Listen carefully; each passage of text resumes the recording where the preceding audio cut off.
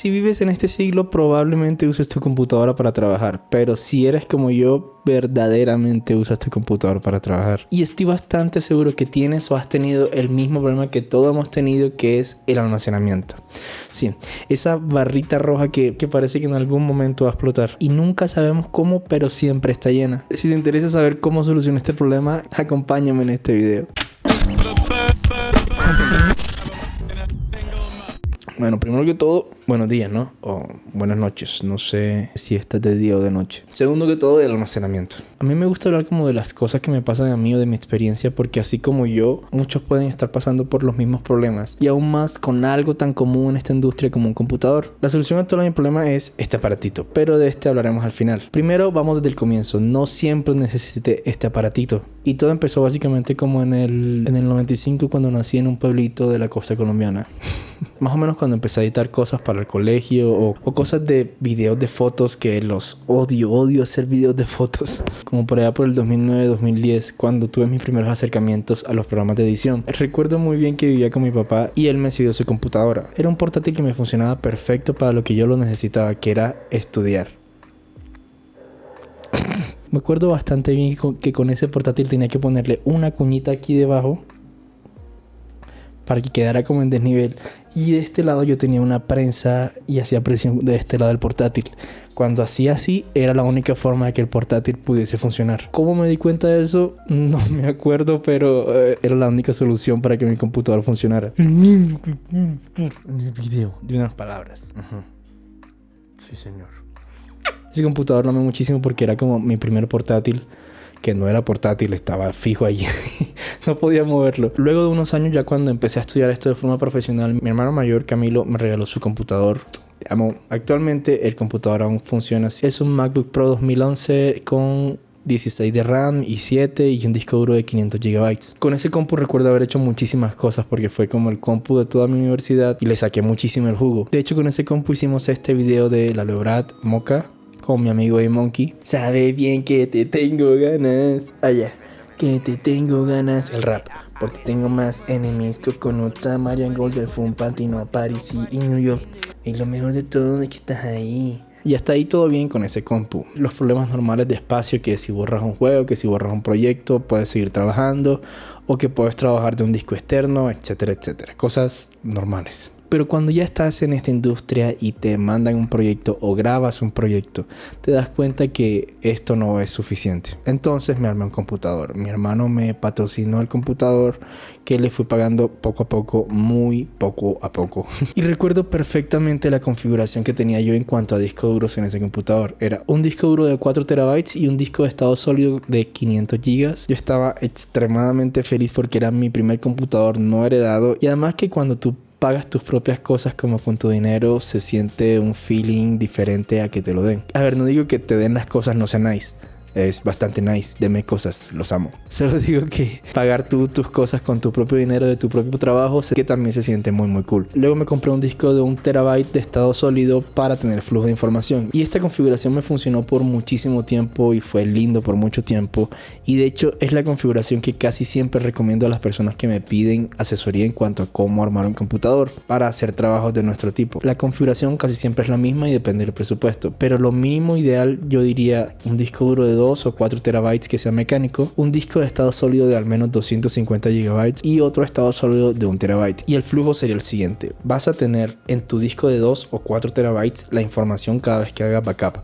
Grabes o que te manden, lo vas a tener ese disco duro de 2 TB. En el disco duro de estado sólido de 250 GB vas a tener softwares y sistema operativo, es decir, si usas la suite Adobe o si usas DaVinci Resolve o Avid Media Composer, todos esos programas en el disco duro de estado sólido de 250 GB. Y esto lo que nos va a permitir es tener rapidez en los programas y en el sistema operativo. No necesitamos cantidad en este disco, sino velocidad. Por eso 250 es suficiente, a no ser de que quieras ponerte a instalar juegos o extremadamente muchísimos programas, que ya ese disco te va a quedar pequeño. Y el disco de estado sólido de 1 TB lo vas a usar para copiar la información a este disco cuando vayas a trabajarla. Cuando vayas a trabajar otro proyecto, copias esa otra información de ese otro proyecto al disco de 1 terabyte y así sucesivamente. Recuerda que el disco mecánico no necesariamente te va a dar velocidad, sino capacidad. A diferencia del estado sólido, que sí te va a dar mucha velocidad. Si estás un poquito enredado con esto de los discos, puedes ir a este video que está aquí, que explico la diferencia entre cada disco y para qué son. Con esta configuración, hasta ahí todo iba bien. Para la mayoría de nosotros, esta configuración funcionaría perfectamente, pero el problema apareció cuando empezaron a llegarme proyectos, o empecé yo a grabar mis proyectos con mi cámara Blackmagic, y un solo proyecto fácilmente puede estar pesándote 1 o 2 terabytes por poquito. Y ni hablar de cámaras más gama altas como una Leica o una Red One, pues todos estos formatos son bastante pesados. Y ahí fue donde fui adquiriendo más discos duros para tratar de llenarlo, de solucionar ese problema de almacenamiento que tenía. Pues me llegaba un comercial de un proyecto de Suavitel y eran 4 terabytes, 5 terabytes, y ya no tenía dónde guardar ese material y mucho menos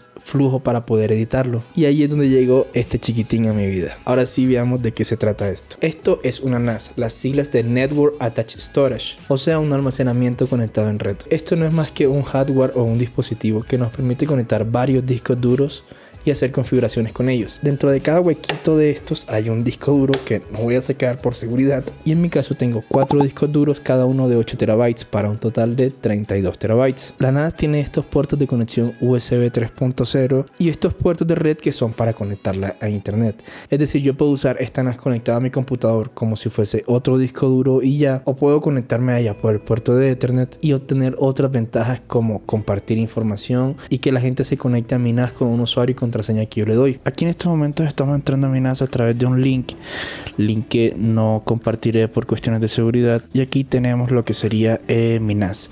Tengo un par de aplicaciones para visualización y otras de seguridad, y aquí donde dice File Station tengo guardadas todas mis cosas.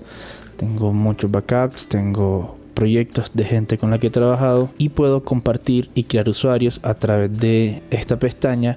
Aquí tengo ya un par de usuarios creados. Entonces, por ejemplo, voy a crear un usuario que se llame YouTube23. Podemos agregar un número de teléfono y un email para que cuando yo cree la cuenta le llegue un correo diciéndole que ya está disponible, y aquí en Edit le digo qué carpetas quiero compartir o qué información quiero compartir. En este caso voy a dejarlo solo público. Voy a cerrar mi sesión, logout, y voy a ingresar como la otra persona que ya le di las credenciales.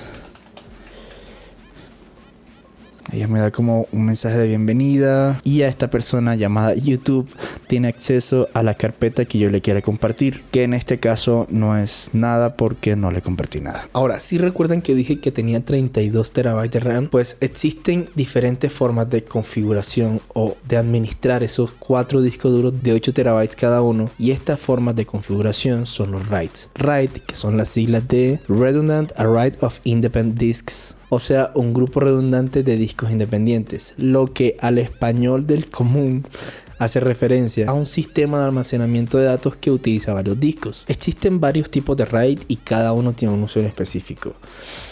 No puedo ponerme a explicar cada uno detallado porque esto se extendería demasiado, entonces voy a hablar como muy por encima de esto. RAID es cómo voy a hacer o cómo voy a administrar que mis 4 discos o mis 2 discos o el conjunto de discos que yo tenga me funcionen como uno solo. Está el RAID 0, que se destaca por su velocidad de escritura, puesto que si tengo por ejemplo 2 discos duros, él va a escribir la información en los 2 discos al tiempo pero de forma paralela. Entonces en estos 2 discos se distribuye la información teniendo los archivos divididos en partes iguales en cada disco. Este RAID 0 suma las velocidades y también la capacidad, es decir que si tienes 2 discos duros de 8 terabytes cada uno, vas a tener un total de 16 terabytes. El RAID 0 sería como el equivalente a un solo trabajador haciendo una tarea versus 2 o más trabajadores haciendo la misma tarea. Cada trabajador o cada disco duro va a tener una parte del trabajo, y por eso obviamente el trabajo va a ser mucho más rápido. Por otro lado está el RAID 1. Este también se conoce como RAID espejo, que básicamente hace una copia exacta del disco principal. Tienes 2 discos en RAID 1, es como si inhabilitaras uno y el sistema automáticamente, cada vez que metas algo en tu disco principal, él va a hacer la copia en tu segundo disco. En este caso no vas a tener los 16 teras de los 8 de cada disco, sino que vas a tener solamente disponible 8 terabytes porque los otros 8 terabytes están ocupados haciéndose un backup del otro disco. Esto se hace porque las probabilidades de que un disco falle son muy inciertas. Eso depende mucho de la calidad o la marca del disco, de las condiciones en las que esté expuesta el disco, y aún así es muy difícil predecir de que un disco pueda fallar o no. Obviamente si no lo dejas caer, si no está expuesto a altas temperaturas, su vida puede ser más prolongada, pero en cualquier momento puede aparecer un error y la información se va con él. Y así como estas dos configuraciones de RAID, hay creo que hasta el 6, y luego hay combinaciones de 1 más 0, 0 más 1, 1 más 5 y así. Y este tipo de configuraciones te permitiría tener la velocidad que necesitas y al tiempo tener un backup. Pero bueno, y así este tema podríamos hablar todo el video. Yo la verdad solo quería hablarles de mi NAS, que la tengo ya hace un ratico y no se las había mostrado. Cabe aclarar que esto es una solución para grandes y medianas empresas, pues no vale la pena si estás empezando en este mundo o no lo necesitas todavía invertir dinero en una NAS. El aparatico de la NAS, este aparatico negro, en realidad no es así como muy costoso. Lo verdaderamente costoso es surtirlo de discos, porque obviamente no son discos normales. Lo ideal es que sean discos para NAS, y un disco con cierta velocidad de 4 terabytes o 8 terabytes te puede estar saliendo por $1.000.000 o más, y no es uno solo, sino que en mi caso son 4 y hay NAS mucho más grandes, entonces saca la cuenta. Si no necesitas ese volumen, los discos duros mecánicos conectados a tu compu funcionan perfectamente bien y tienen un precio muchísimo más asequible. Algo que me encanta de mi NAS es la facilidad de conectar información con tu grupo de trabajo o con las personas de tu oficina o lo que sea. Porque por ejemplo, si está conectada en una oficina y todos tienen acceso a internet, es muy fácil conectarse a ella, descargar la información y listo. Y no necesitas estar como buscando el disco duro que se lo llevó fulanito para la casa, que estaba trabajando con él y tiene COVID, entonces no puede venir y no hay información.